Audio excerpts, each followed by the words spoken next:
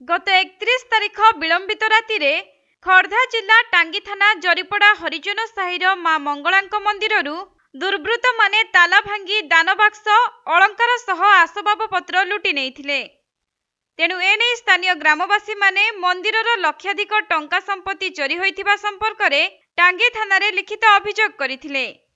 अभियोग पाइबा परे टांगी पुलिस विभिन्न स्थान रे चढ़ाऊ करी संदेह रे केते जनंकु आनी पचराउचरा मध्य करथिले।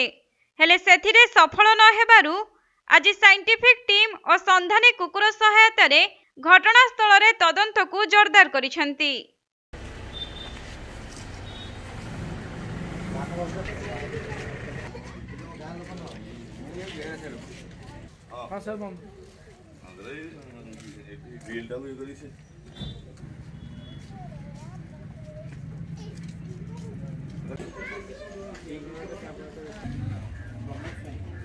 खर्धा जिल्लारू प्रशांत बेहरांक रिपोर्ट कोणार्क।